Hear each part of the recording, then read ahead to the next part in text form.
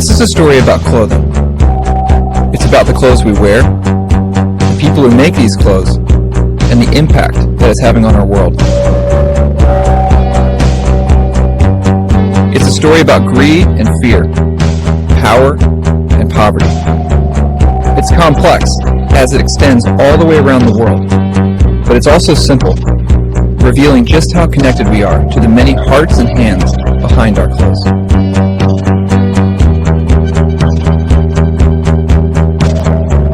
I came into this story with no background in fashion at all, beginning with nothing more than a few simple questions.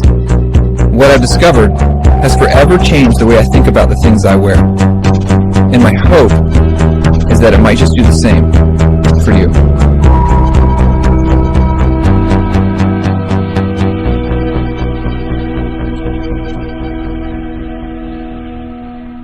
Well, state media in Bangladesh say an 8-story building has collapsed near the capital of Dhaka, killing more than 70 people.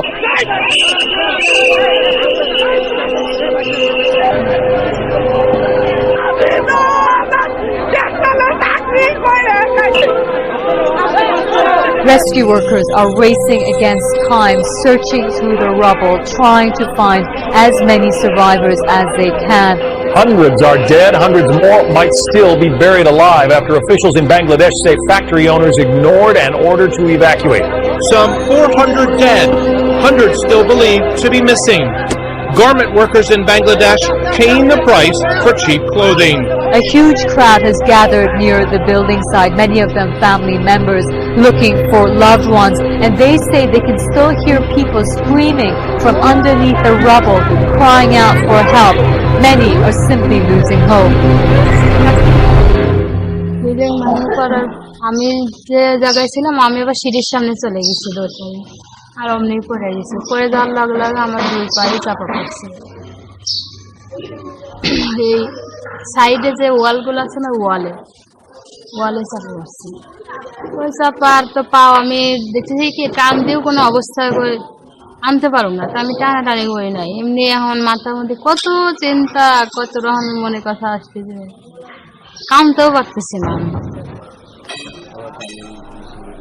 Anybody who, like me, had written about problems in the supply chain, particularly for fast fashion, and tried to articulate how the risk was being carried by those who are most vulnerable and the worst paid, you tried to articulate that, but you could never have envisaged that there would be such a catastrophic illustration of what you were trying to say.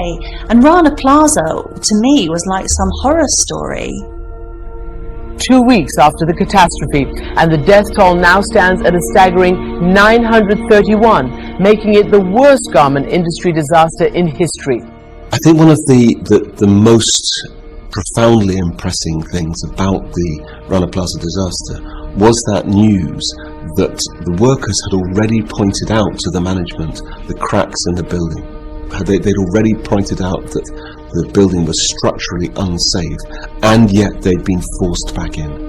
Many survivors are asking how they could have been forced to return to work when management already was aware of the cracks in the building and workers' concerns on the very day of the collapse. A lot of clothes in American stores are made in Bangladesh by workers who earn about $2 a day. Last month there, a garment factory collapsed, killing more than 1,000. And a few months before that, a factory fire killed more than 100. And as bodies are still being pulled out of the rubble, another factory in Bangladesh caught fire early this morning, killing 8 more people. As story after story of clothing factory disasters kept filling the news, it was now the case that 3 of the 4 worst tragedies in the history of fashion had all happened in the last year. As the death toll rose, so did the profits generated. The year following the disaster at Rana Plaza was the industry's most profitable of all time. The global fashion industry is now an almost $3 trillion annual industry. Bangladesh is now the second largest apparel exporter after China. How? Well, unlike some of its competitors, Bangladeshi manufacturing remains dirt cheap, and unions have limited power. The country cornered the absolute bottom of the value chain. Those 1,000 poor girls lost their life because everybody didn't bother, didn't give damn shit, and they just wanted the cheap price and a good profit. It shouldn't be like that. Everybody should take the responsibility for those kids.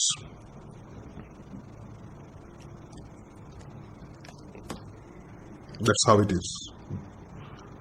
And it might coming more, sorry, but yeah, you know that it's not only the press pressure, it's something ignoring other people's life. It's not, it's not right. It's 21st century. It's a global world we are living, and we just ignore other people's life. How come? Monsanto is proud to be the industry leader in agricultural innovation because of what these agricultural advancements can do to help you double yields for the future needs of the world.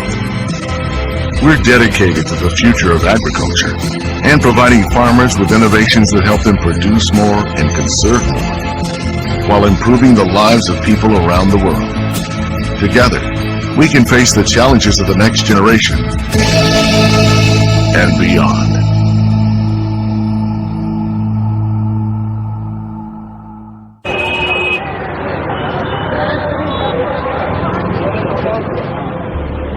After the wars, where all these redundant factories that made more chemicals, explosives, were lying around, the Western countries thought that it would be a good idea to market them to the third world. After all, the same industry that makes explosives makes nitrogen fertilizers. And they started to push nitrogen fertilizers from the 50s onwards, after we became independent. But the nitrogen fertilizers don't do very well with native crops. There's a problem of lodging. So the whole system then organized itself to redesign the plant in order to take on more chemicals. Bt cotton is a cotton in which a gene has been added from a bacteria to produce a toxin. But the Bt cotton, which is supposed to control a pest, has been offered because it's a way for companies to own the seed. By patenting these genetically modified plants, Monsanto has become the largest seed and chemical corporation in history. I wanted to speak with someone who had worked with the company, and I got word that a former managing director for India was willing to talk. One of my close friends who was in the research division working on these modified crops, he came to my hotel for a drink. We were sitting and having a drink, and after a few drinks he told me, "Hey Jack, we're going to change the type of business you're doing in India." I said, "What do you mean?" "We are going to get into seeds business, and we are going to make the seed business of all crops so that we have the monopoly on seeds, and every farmer is to come to us to buy seeds every time." That rang a bell in my mind. If a poor farmer is to go to Monsanto to buy seeds every time, and such expensive seeds, at the time there's no idea of BT at all for me. Genetically modified seed was not in my mind. Even seed monopoly is something very bad. So farmers get into debt when they get the seed because of the high cost, 17,000% more. They get into deeper debt because it doesn't deliver on the promise of controlling pests, so they have to buy more pesticides. The tragedy with chemicals, whether it's fertilizers or pesticides, is that they are what has been called ecological narcotics. The more you use them, the more you need to use them. For a while, the yield of the single commodity climbs, and then it starts to decline because you have contaminated the soil.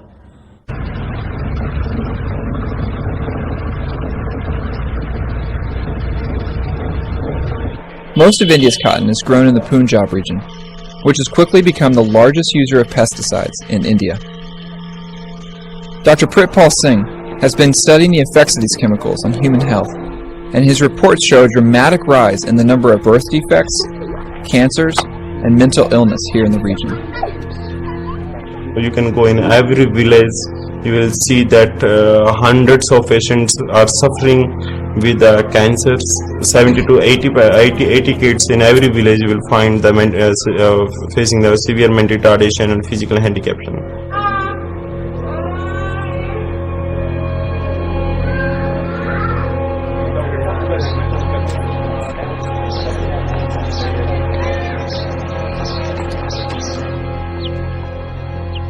companies, fertilizer, pesticides, they are totally refusing the after effects of the pesticide and fertilizers, and this is the you can say classical symptoms of the toxicity.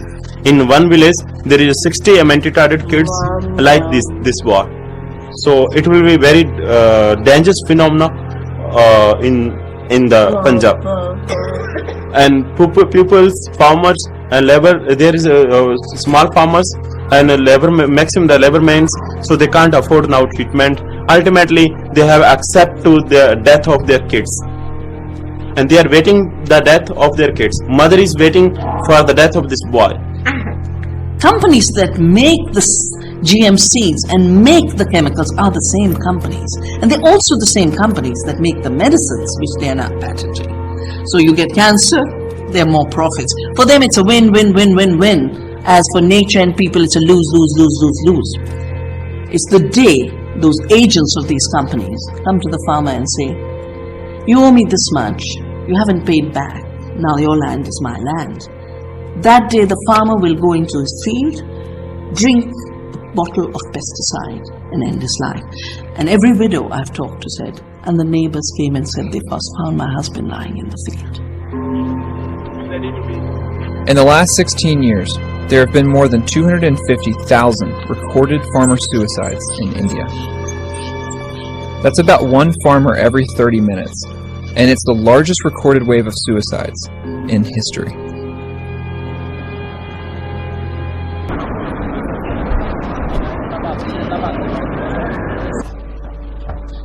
I try to understand better why people doesn't realize that they are becoming poorer and poorer, and I ask myself, okay, but what has changed in spite of when I was young? And fashion is something that has dramatically changed. I was able to buy 1, 2 t-shirts, 4 t-shirts, for example, a year. Now, I mean, also my children, they used to buy every party, I mean, they buy a t-shirt. And so I understood that the fast fashion is something totally new. If you have noticed, the price has decreased in the last years, and it has followed the middle class disappearing. So all the things that people really need are very costly, like home, like study, like life insurance. On the other side, there is a sort of consolation part of their life. I can buy a t-shirt, 2 t-shirts a party, or eventually a day, although I'm very poor and I've lost all the things I really needed. You know, Martin Luther King Jr., at a speech in a Brooklyn church, he said that what America needed was a revolution of values. It needed to stop treating people like things, needed to stop treating people in ways that were just about profit, but instead to treat people in a real and human way. My God, we can do better than this. If what we want is to spread, as I would argue we do, spread industry around the world, not concentrated in one place, let the benefits be shared globally, then let's do that in an orderly, reasonable, careful way. We need to recognize that capital is just money. Money is a means, and people should be accountable for how it's used. We need to celebrate the creative power of human beings, and we need to talk of creative work. We must stop talking about labor. We need to look at the land as not a commodity to be speculated on and traded, but as the very basis of our life, as Mother Earth. You change all consumers into activists, all consumers asking ethical questions, all consumers asking quite simple questions about where their clothes are from, all consumers saying, I'm sorry, it's not acceptable for someone to die in the course of a working day. We can't just roll over and say, yes, have it, do what you like. It's too important, it's too significant an industry, it has too much impact and effect on millions of people worldwide and common resources.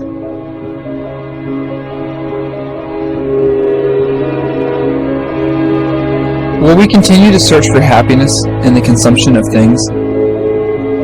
Will we be satisfied with a system that makes us feel rich while leaving our world so desperately poor? Will we continue to turn a blind eye to the lives of those behind our clothes? Or will this be a turning point, a new chapter in our story, when together we begin to make a real change, as we remember that everything we wear was touched by human hands? In the midst of all the challenges facing us today, for all the problems that feel bigger than us and beyond our control, maybe we could start here with clothing.